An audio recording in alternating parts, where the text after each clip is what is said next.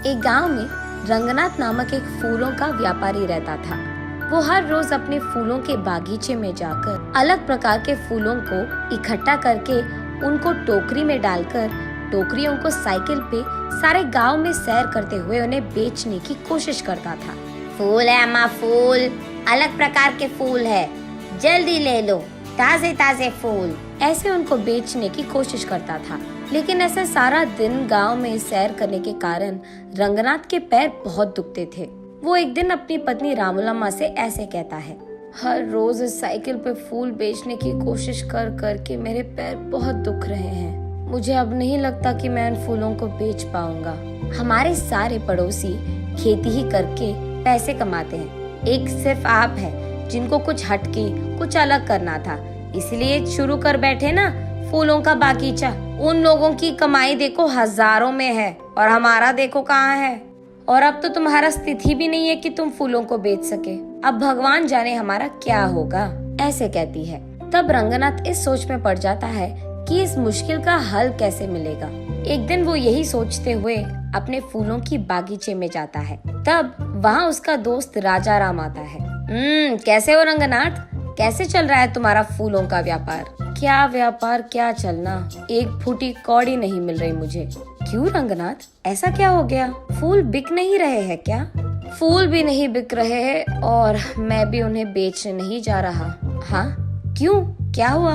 कुछ नहीं यार, इस साइकिल को चला चला कर मेरे पैर ना लग रहे हैं कि मर ही गए। मेरी टांग इतने खींचते हैं, इसलिए कुछ दिनों से मैं फूल बेचने नहीं जा पा रहा हूँ। अरे रे, हाँ क्या? तो फिर आप क्या करना चाहते हो? कुछ नहीं, इस सारा खेत मैं किसी और को खेती करने के लिए देना चाहता हूँ। अगर कोई पता है तो बोल देना यार, ऐसे कहता है। लेकिन इस गांव में सभी के पास अपने अपने खेत है ना, तो खेती करने तुम्हारा किराए पे कौन लेगा? हाँ बात तो सही है, अब वो भगवान ही कोई रास्ता दिखाएगा मुझे, ऐसे निराश होकर कहता है रंगनाथ। तभी राजा राम को कुछ योजना सूझती है और वो ऐसे कहता है, हाँ भगवान से याद आया मुझे, मेरे खेत में कुछ दिन पहले एक देवता की मूर्ति मिली थी। उसको मैंने अपने खेत में सड़क के बगल वाले पेड़ के नीचे लगाया है। ओह, तो फिर अब हम क्या करें?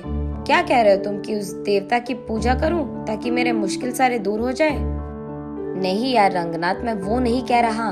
तुम्हारे व्यापार में अगर मुझे एक हिस्सा मिलेगा तो मैं तुम्हें एक उपाय दूंगा। अरे पहले उपाय तो बता दो यार।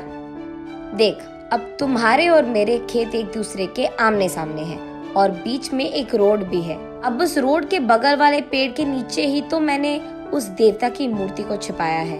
अब कल सुबह मैं सबको ये बताऊंगा कि जब मैं खेती कर रहा था मुझे इस देवता की मूर्ति मिली है और उसे मैंने पेड़ के नीचे लगा दिया है। हाँ तो इसमें मेरा क्या लाभ होगा राजा राम? हाँ हाँ वही आ रहा, सुनो तो सही। अब मैं ये भी कहूँगा कि उस देवता की मूर्ति के पास मुझे कुछ पुरानी कागज पत्र मिले हैं और ये कि उस पे लिखा था कि ये बहुत बड़ी देवता की मूर्ति है और ये भी कि उस देवता को उस समय में सारा गांव सैर करवाते थे और इस जंगल में उगाए फूलों से ही वो अपने आप को संवारती थी। ऐसे मैं प्रकट करूँगा और उसके बाद मैं ये भी कहूँगा कि वो इस देवता के वजह से था कि चारों ओर अपने अपने खेतों में अलग प्रकार के बीज डालने के बावजूद वो देवी यही चाहती थी कि इस खेत में सिर्फ फूल उगाए जाए। फिर सबको मैं यकीन दिलवा दूंगा कि तुम भी देवता की सेवा ही कर रहे हो और उनका काम मान रहे हो। तब सिर्फ तुम्हारे खेत में उगाए हुए फूलों से ही उस देवी की पूजा करना चाहेंगे सभी। तब तुम्हारे बागीचे में सारे फूल बिक जाएंगे और इतना भी नहीं, तुम अपने खेत में ही बैठकर पैसे कमा सकते हो। साइकिल चलाने की तो कोई काम नहीं होगी तुझे, ऐसे कहता है राजा राम। ये तो बहुत अच्छी उपाय है, तुझे भी पैसे मिलेंगे और मुझे भी, इसके वजह से तो हम दोनों को लाभ मिलेगा, ऐसे कहता है रंगनाथ। उनके फैसले के अनुसार ही अगले दिन राजा राम और रंगनाथ दोनों सारे गांव में यही प्रकट करते हैं। तब से गांव वाले सारे राजा राम के खेत में मौजूद देवता की पूजा रंगनाथ के फूलों से ही करते थे। उसके बाद कुछ ही दिनों में बहुत सारा लाभ मिलता है इन दोनों को। उसके कुछ ही दिनों बाद रंगनाथ की पत्नी रामूलम्मा अपनी सहेलियों के साथ जब बात कर रही थी, उसे सुनने में आता है कि उस गांव का जमींदार राजा राम के खेत में बहुत बड़ा मंदिर बनवाना चाहता है, क्योंकि वही देवी भी बाहर निकली थी। उसे ये भी पता चलता है कि इसी कारण वो राजा राम और रंगनाथ दोनों के खेतों को स्वाधीन करना चाहता है। उसके तुरंत बाद रामूलम्मा रंगनाथ और राजा राम को ये सब बताती है। अरे बाप रे, लग रहा है कि कुछ भी नहीं बचेगा अभी। अरे यार, तुम टेंशन मत लो, मैं हूँ ना। मुझे पहले से ही पता था कि ऐसा ही कुछ होगा, इसीलिए मैंने पहले ही इसका उपाय सोचकर रख लिया है।